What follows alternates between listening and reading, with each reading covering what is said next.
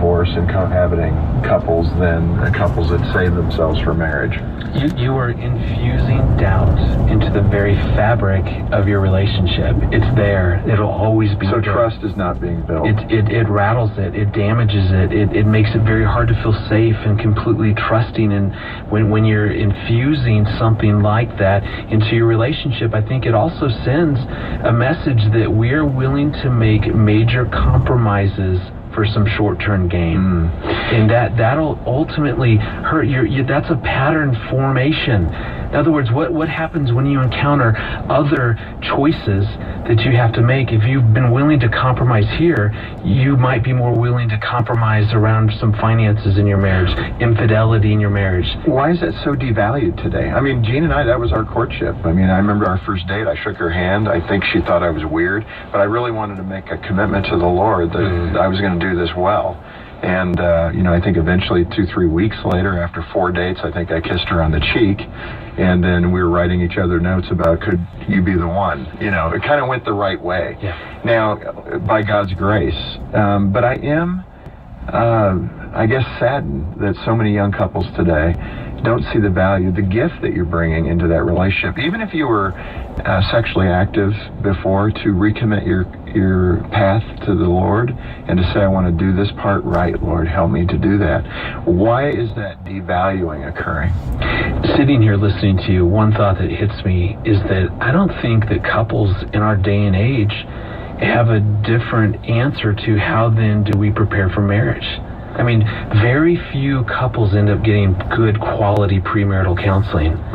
So if very few are doing that, I want to prepare, I want to stay married for a lifetime, but now in our culture, the only way to do that is to live together. I think that's a part of what we're trying to shift, is to say, actually, there is another way that, one, maintains the integrity of your relationship, maintains the commitment part of your marriage. You don't have to make these kinds of compromise, and you can be fully prepared. 80% of couples who get quality premarital training stay together.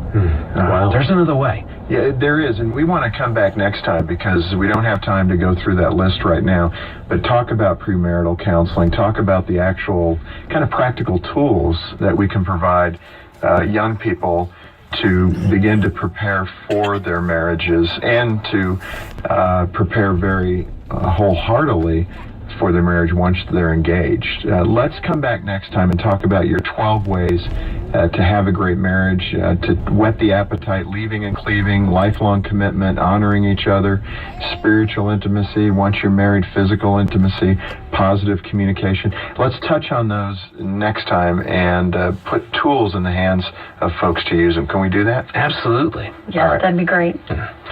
Well, thanks to both of you, Greg and Aaron, for sharing so candidly with us. And I think a lot of parents, like me, are thinking about a future marriage in our family someday. I was just talking about this with a coworker, and I'm really eager to discuss your insights with our kids. And I'm sure many single adults were encouraged by the conversation as well. Too many couples, far too many, enter marriage without good preparation and struggle unnecessarily over issues of communication and conflict resolution and their roles and responsibilities and finances and other issues. Or they choose to live together and then they have even more to work through as a couple. Now, that's why Focus on the Family is here. I hope this came out in this program. Greg and Aaron and their heart and their book and our websites, our counseling team, and so much more. We want to help you, as we've helped 130,000 single adults last year to be ready for the most important human relationship you'll ever have.